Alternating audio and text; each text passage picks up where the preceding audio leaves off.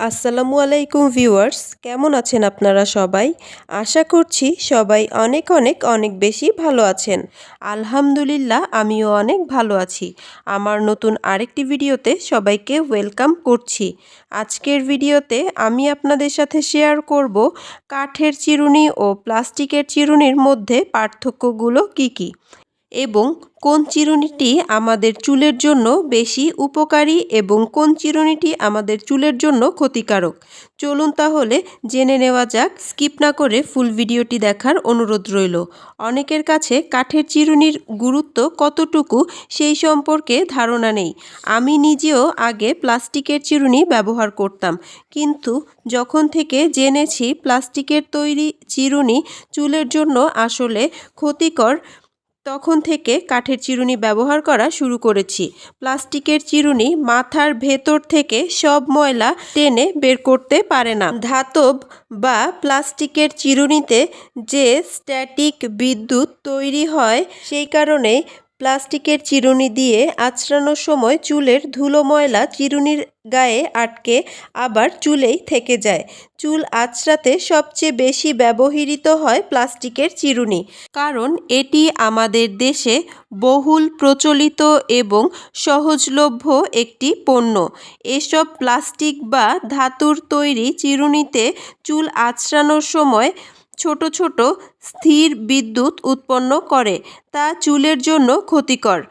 প্রাকৃতিক কাঠের চিরুনিতে এই সমস্যা থাকে না, ফলে চুল ভাঙে না বা রুক্ষ হয়ে যায় না, বরং চুলে পুষ্টি যোগায়।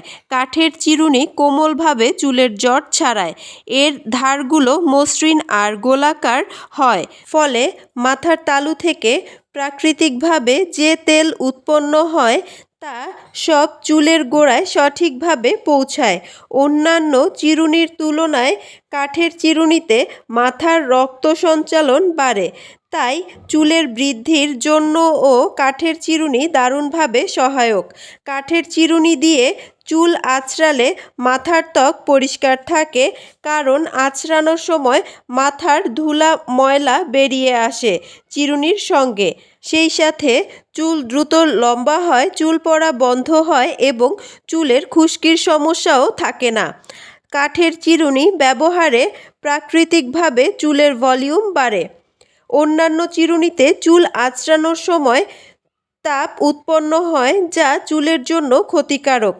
মাথার তালু এই অতিরিক্ত তাপ সহ্য করতে পারে না, তাই অতিরিক্ত চুল পড়ে।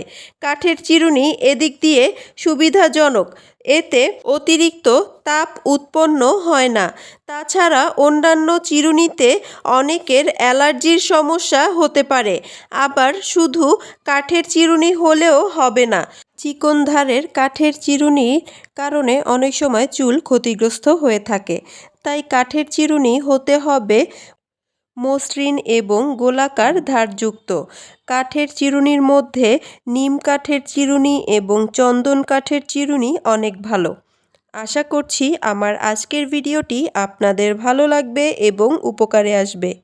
এই ধরনের আরও নতুন নতুন বিউটি টিপস এবং রেমেডি পেতে ফেসবুক পেজ লাইক, ফলো এবং ইউটিউব চ্যানেল সাবস্ক্রাইব করে পাশে থাকবেন।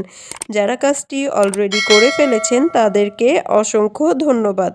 ভিডিওটি ভালো লাগলে ভিডিওতে একটি লাইক, কমেন্ট এবং শেয়ার করতে ভুলবেন না। আপনাদের এক একটি লাইক, কমেন্ট এবং শেয়ার আমাকে নতুন নতুন আরও অনেক ভিডিও করার উৎসাহ যোগায়। আমার আজকের ভিডিওটি এই পর্যন্তই। সবাই ভালো থাকবেন, সুস্থ থাকবেন। আল্লাহ হাফেজ। Thanks for watching.